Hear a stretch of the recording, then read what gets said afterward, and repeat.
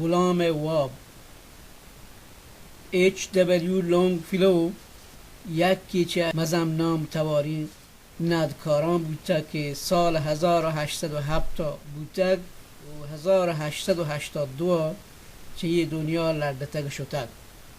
آیه یه گونده نوشتان که من بلوچی ها ترین تک امیدین شما باتی بالا دا وشنود بکنید. غلام واب نروتگین برینجی کشار سامان سرا کپتگت و دنیگا داسیم دستا و سینگی درنات و تونتوری مود پلکان ایر شتگتند.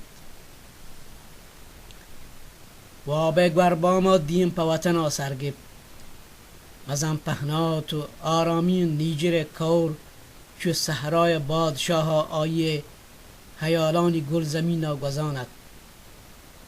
وتی دیست که پدا وتی راج سروکند و مچانی بنا روگاین چه دورا بگه تلینگوکانی تواری اشکد که میزان چه جنپا یر کپانتند. پداوتی سیاه چمی شهبانو که دیست که بچانی میانا لک پاد و اشتاتگ. درستان گورم باز کتگ و آیه انارکان درود دیگایتند. گدوین دستان مور داشتگت دان که پدا چه آیان جدا مبید. بیوسی عرصی چه نیم وابین چمانی مچاچان ایر شلوتو هاکان کپت. پدا گوشه نیجر کور کشاد تیزگامی اسبیا سوارت و تلاهین زمزیلی دستاتی و هر گامی که اسبا چس کتگت پولاتین زحمه جنگ ورگ توارا گون کودیان اشکو نگاید.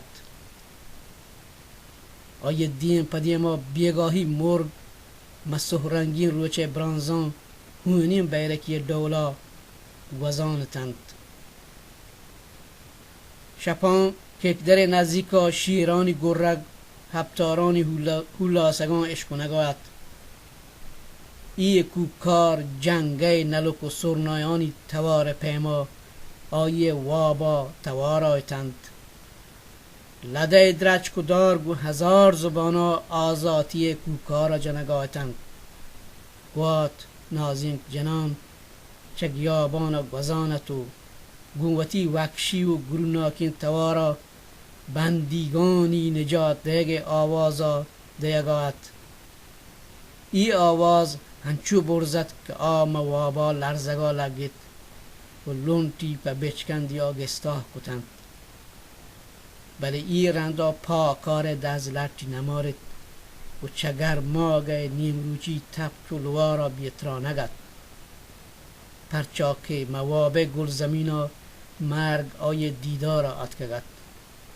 نو تهنا آیه بی ساهین جونت که خاکانی سرا ایرد. نون چه گرانین زمزیلان نترسگاید چیا که مرگا یه پولاتین زمزیل پروشتگتند.